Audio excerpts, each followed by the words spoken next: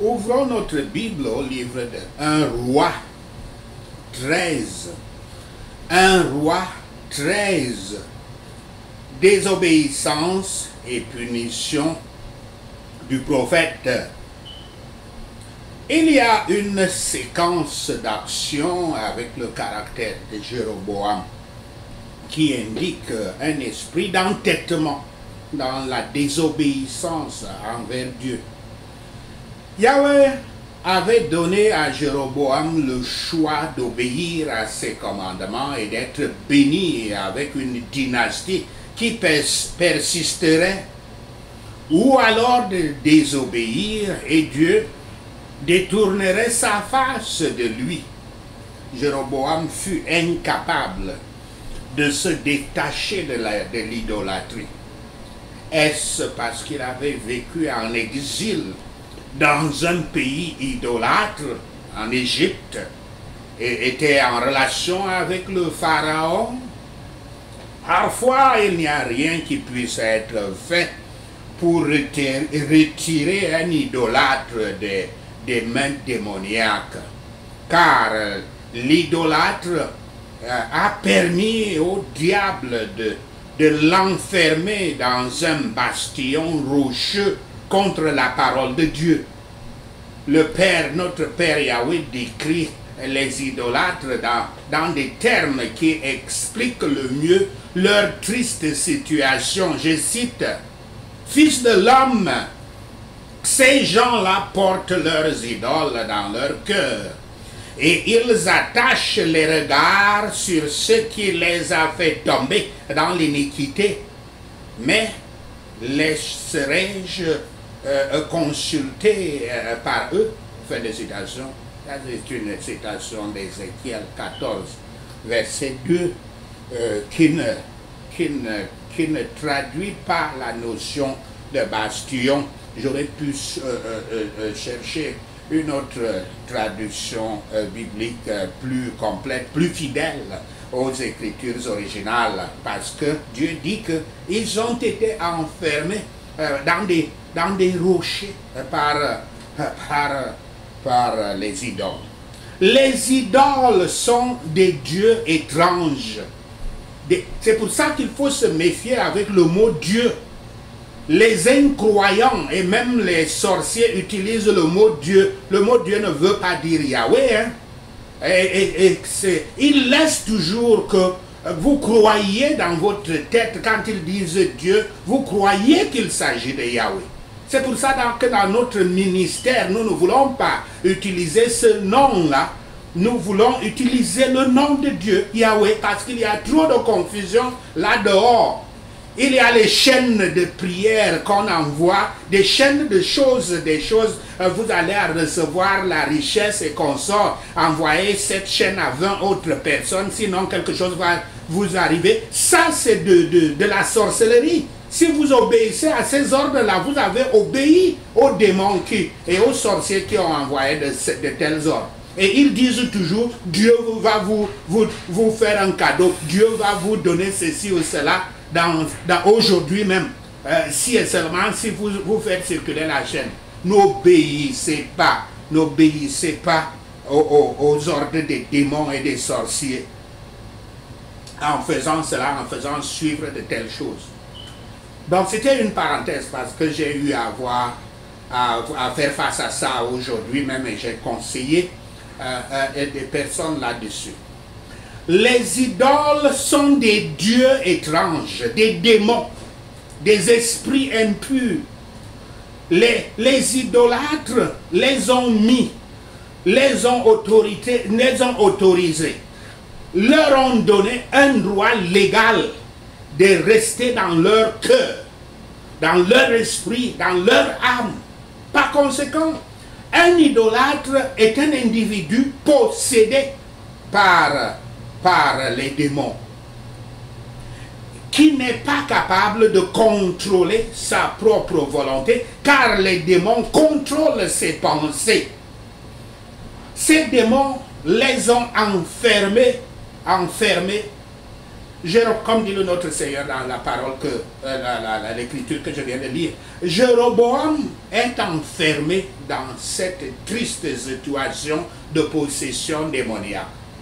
Dans ce chapitre, nous avons un idolâtre obstiné, Jéroboam, qui poursuit sa sorcellerie sur cet autel démoniaque, et un homme de Dieu qui accomplit sa mission divinement assignée par Yahweh, mais désobéit à l'une des instructions de Yahweh et est mordu par un lion étrange.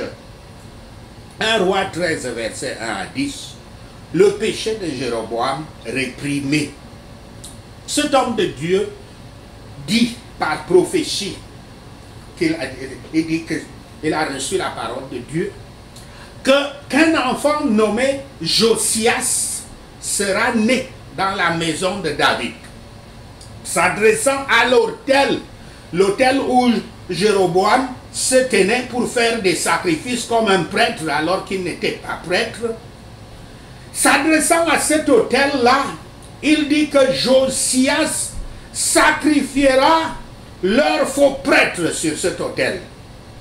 La prophétie de l'homme de Dieu est plus qu'une déclaration de jugement contre l'autel.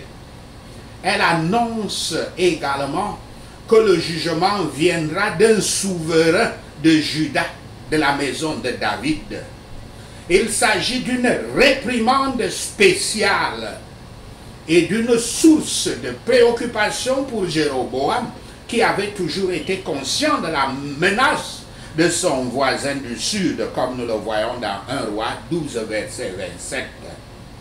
Cette prophétie remarquable s'était réellement réalisée 340 ans plus tard, comme nous le voyons dans 2 Rois 23, versets 15 à 16.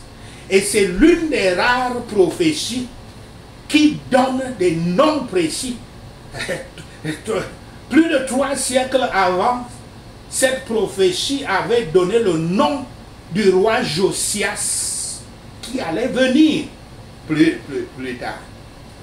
Parce que généralement dans les prophéties, comme par exemple la prophétie de la naissance du Christ par le prophète Ésaïe, le prophète avait dit qu'une vierge concevra d'un enfant. Mais elle n'avait pas dit Marie. Cette vierge s'appellera Marie. Ce qui laisse la latitude que ça pouvait être bien Marie ou une autre vierge. Dieu laissait, il devait décider au dernier moment. Ce qui fait que les cultes de Marie n'ont pas de place.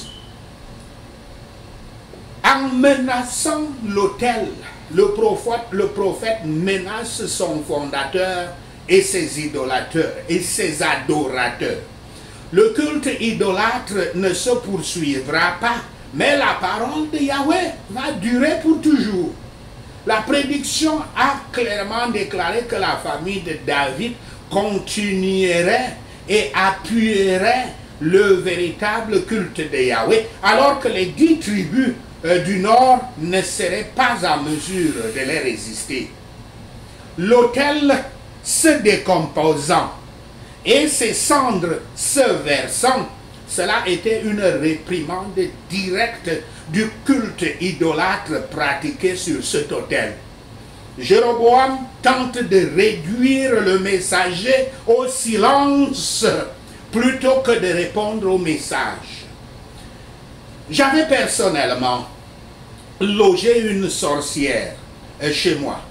Une sorcière qui attaquait systématiquement toute personne qui essayait de dire qu'elle allait mourir de sa maladie. Ou bien, il disait tout simplement, tu peux mourir de cette maladie. Elle disait, non, là. Elle disait, non.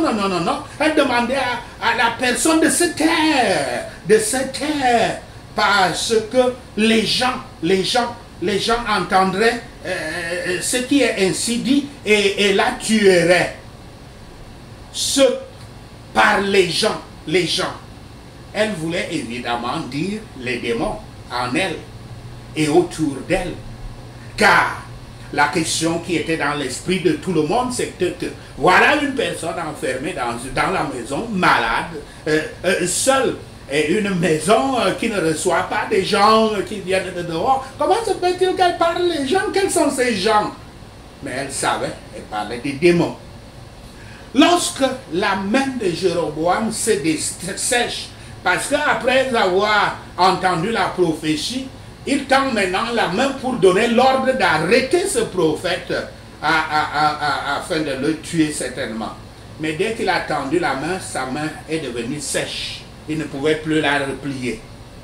Lorsque la main de Jéroboam se dessèche, Yahweh le juge au point précis de son péché le plus flagrant, à savoir quand il ordonnait avec une autorité illégitime une action contre un homme de Dieu. L'autel se divise, comme prophétisé au verset 3 par le prophète. Et Jéroboam se retrouve il se retourne non pas vers son veau d'or ou ses veaux d'or, mais vers le Seigneur Yahweh. Comme le montrent les chapitres suivants, Jéroboam ne se répand pas vraiment ici, ou s'il le fait, ce n'est que pour un moment. Vouloir la restauration de sa main de la part de Yahweh n'est pas la même chose que se repentir. Les démons en lui étaient juste en activité avec leur tactique trompeuse. Jéroboam cherchait de l'aide, non pas de la part de ses veaux, mais seulement de Yahweh, seulement du pouvoir de Yahweh, seulement de la faveur de Yahweh. Il en avait besoin. Si Yahweh dans la justice endurcit le cœur des pécheurs afin que la main qu'ils ont étendue en péchant, ils ne puissent pas la relever par la repentance, c'est un jugement spirituel représenté par cela et beaucoup plus affreux ce jugement-là. À son crédit, l'homme de Dieu montre une grande grâce à Jéroboam. Il fait montre d'une grande grâce. Il passe rapidement de celui qui était en état d'arrestation à celui qui est l'intercesseur de son propre persécuteur. Cette miséricorde reflète la grande miséricorde de Yahweh et qui répond à sa prière. Le temps pourra venir lorsque ceux qui détestent la prédication seront heureux des prières des ministres fidèles, seront heureux des guerriers de prière. Jéroboam ne veut pas que le prophète prie pour que son péché soit pardonné et que son cœur soit changé, mais seulement pour que sa main soit restaurée. Il semble affecté par le présent avec le jugement et la miséricorde, mais l'impression disparaît. Il embrasse l'homme de Dieu en tant qu'ami, remerciant ainsi l'instrument humain plutôt que l'auteur de la guérison, l'auteur de sa guérison. Mais plus certainement, l'amitié qu'il cherche avec l'homme de Dieu est une tactique démoniaque pour dépouiller ce prophète de ses pouvoirs divins. Il suppose qu'il a des pouvoirs divins, toujours. Accepter l'invitation de Jéroboam démontrerait sa communion avec son idole, démontrerait la communion du prophète avec l'idolâtrie de Jéroboam. Ce qui serait pour ce prophète tomber dans son piège. C'est pourquoi l'apôtre nous dit, je cite, « Ne vous mettez pas avec les infidèles sous un joug étranger. Car quel rapport y a-t-il entre la justice et l'iniquité? Ou qu'y a-t-il de commun entre la lumière et les ténèbres ?» Fin de citation. C'est une citation de 2 Corinthiens 6, verset 11. Si vous êtes un serviteur fidèle de Dieu, un saint qui obéit à Dieu, qu'est-ce que vous avez à faire aux gens qui n'obéissent pas à Dieu, les pécheurs? La seule chose qui peut arriver, si vous vous joignez à ces gens-là, vous devenez des amis intimes avec ce genre de personnes, c'est que vous allez perdre votre foi, vous allez perdre votre piété et vous allez commencer à pécher. Et c'est plus difficile, au contraire, que, comme certains orgueilleux spirituels le pensent toujours, je peux toujours aller avec les pécheurs, même aller boire et danser et tout, parce que moi je suis fort. Je suis un grand croyant, parce qu'avec ça, j'ai l'espoir que je vais la ramener dans la foi. Vous vous trompez vous-même. Ce sera plus difficile pour eux, pour vous, de ramener, de convertir des gens qui sont endurcis dans le péché. So, Dieu, mieux vaut rester éloigné d'eux. Prêchez la parole, mais ne vous liez jamais avec les infidèles, ne vous liez jamais avec les pécheurs. Dieu a interdit à son messager de manger ou de boire quoi que ce soit à Bethel. C'est-à-dire qu'il lui a dit de jeûner à Bethel, de rien manger, afin de montrer sa détestation de leur idolâtrie. Et pour nous apprendre à ne pas avoir de communion avec les œuvres des ténèbres. Ceux qui ne peuvent tolérer un repas interdit, qui ne peuvent résister à un repas interdit, n'ont pas appris l'abnégation. Or, l'abnégation, c'est la chose fondamentale du chrétien. Si vous êtes incapable d'abnégation, vous ne pouvez pas être un chrétien. Parce que nous nous dénions toujours, tout le temps. Et c'est ça qui fonde notre humilité, l'humilité qui est à la source de la foi. 1 Roi 13, verset 11 à 22. L'homme de Dieu est trompé. L'homme de Dieu a résisté à Jéroboam. Très bien. Il a dit, je ne viens pas chez toi. Je ne mange pas chez toi. Le Seigneur a dit que je ne peux pas manger ici. Et puis il a pris son chemin pour partir. Mais maintenant, un autre prophète de la ville, vrai ou faux prophète, Dieu seul sait, a pris son âne et s'est mis en route pour aller retrouver ce prophète qui était en train de rentrer à Juda. Donc, la conduite du vieux prophète prouve qu'il n'était vraiment pas un homme spirituel, divin. Ce prophète venu de Bethel. Lorsque, lorsque le changement a eu lieu sous Jéroboam, lorsque Jéroboam a essayé de l'inviter, l'homme de Dieu de Juda a préféré son confort et son intérêt personnel par rapport. Lorsque il a amené le message de changement à Jéroboam, Jéroboam a préféré son confort et son intérêt personnel par rapport au culte de Yahweh. Il a utilisé une très mauvaise méthode pour ramener l'homme de Dieu en lui disant « Viens, tu es mon ami ». C'était tout un mensonge. C'était tout un mensonge que le prophète qui était venu, lui aussi est venu avec ça, en mentant à l'homme de Dieu que Dieu lui a dit aussi que il a changé d'instruction. Dieu lui a dit à lui, ce vieux prophète, que toi, homme de Dieu de Juda, là, viens chez moi, viens manger. Dieu a déjà annulé son ordre. Voilà ce qui se passe. Et c'était un mensonge. Comme Jéroboam, le plan du vieux prophète pour attirer l'homme de Dieu à proximité était d'apprendre, de copier ou de voler ses pouvoirs divins, du moins ce qu'il supposait comme devoir divin. Comme pouvoir divin, je veux dire. Mais les pouvoirs, ce n'est que... On parle de pouvoir seulement quand il s'agit des sorciers, parce que les sorciers utilisent des démons et les gens veulent aussi prendre ces démons. Là, ça se comprend. Mais un homme de Dieu, vous voulez ses pouvoirs. Quel pouvoir? Puisque c'est le Saint-Esprit qui agit par eux. Ils n'ont pas de pouvoir d'eux-mêmes. Et c'est pour ça qu'il faut se méfier d'une autre chose. Il y a toujours, vous entendrez toujours les gens dire Dieu m'a dit, Dieu m'a dit. Et spécialement les jeunes qui vont souvent dans les églises parce qu'ils savent qu'ils veulent avoir des bonnes épouses parce qu'ils se disent que les chrétiennes sont les meilleures épouses. Ils vont dans les églises comme ça. Mais dans les églises, il y a des pécheresses qui sont dans l'église et qui savent que les gens cherchent les bonnes femmes chrétiennes. Et l'une d'elles va venir devant lui et va dire, Dieu m'a parlé cette nuit dans un rêve. Il m'a dit que tu es mon mari.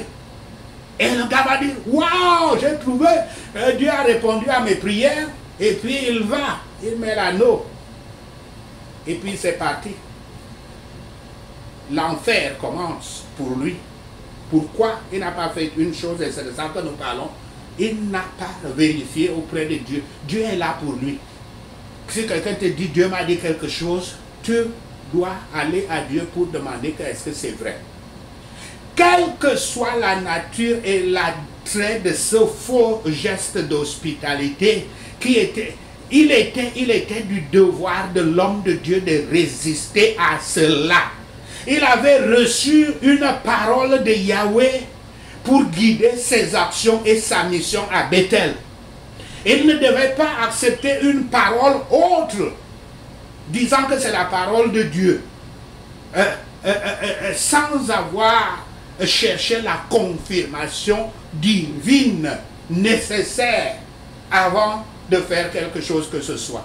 Il ne devait pas accepter une parole autre que par une confirmation dramatique et directe de l'Esprit de Yahweh.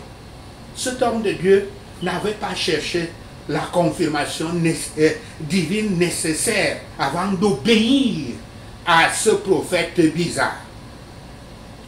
De cette manière, cet homme de Dieu vit beaucoup comme les Israélites, étant attirés par des prophètes qui disent ce qu'ils veulent entendre. Souvenez-vous, imaginez-vous qu'il était dans le jeûne. Il avait déjà été parti déjà à Bethel, loin, et il remarchait après affamé. Il ne devait rien manger dans cette région-là. Mais alors, il a fait comme les gens faibles. Ils aiment écouter, ils aiment entendre ce qu'ils veulent. Ils aiment entendre ce qu'ils veulent entendre, plutôt que la vérité, aussi sévère soit-elle. L'ancien, le vieux prophète de Bethel était utilisé pour une autre prophétie plus tard, cette fois-ci. À sa table, Yahweh l'utilise pour annoncer la mort de l'homme de Dieu. Yahweh juge l'homme de Dieu beaucoup plus sévèrement qu'il ne semble juger Jéroboam ou le prophète de Bethel. Ils sont coupables, ces deux derniers, des péchés pires, l'idolâtrie nationale et la fausse prophétie. Mais l'homme de Dieu reçoit le verdict le plus sévère. Un corps non enterré était une malédiction chez les Hébreux, chez les Juifs. Et c'était une honte d'être enterré chez les étrangers et loin de la famille. 1 Roi 13, verset 23 à 34, le prophète désobéissant est tué. L'homme de Dieu désobéissant est tué. Et l'obstination de Jéroboam. Les croyants risquent le plus d'être retirés de leur devoir par des prétentions plausibles de sainteté. Nous pouvons nous demander pourquoi le méchant prophète restait impuni, tandis que le saint homme de Dieu était subitement et sévèrement puni. Alors, quand nous posons ces questions, qu'est-ce que nous allons faire de cela? Les jugements de Yahweh sont hors de notre pouvoir d'aller dans la profondeur des choses. Et il y a un jugement à venir. Rien ne peut excuser un acte de désobéissance volontaire. Cela montre que ceux qui écoutent le grand trompeur doivent s'attendre à une punition sévère. Ceux qui cèdent à lui comme tentateur seront terrifiés par lui comme bourreaux. En l'occurrence, le lion ici, le lion qui a mordu l'homme de Dieu. Ce que le diable aujourd'hui traque, il sautera ensuite dessus. Et qui il attire au péché, il tentera de le réduire au désespoir. C'est ça le travail du diable. Yahweh est mécontent des péchés de son peuple élu, des chrétiens. Et aucun homme ne sera protégé, ce qui est homme en général, c'est-à-dire incluant des femmes, ne sera protégé dans la désobéissance à cause de sa fonction, à cause de sa proximité avec Dieu, à cause de tout autre service qu'il aura fait pour lui, ne sera exonéré, ne sera protégé. Yahweh avertit tout ce qu'il emploie à strictement observer ses ordres. Nous ne pouvons pas juger des hommes par leur souffrance, ni par les péchés, ni juger leurs péchés sur la base des punitions actuelles. Avec certains, la chair est détruite afin que l'esprit soit sauvé. Donc on peut faire mourir la chair afin que l'esprit soit sauvé. Avec d'autres, Dieu fera le contraire. Il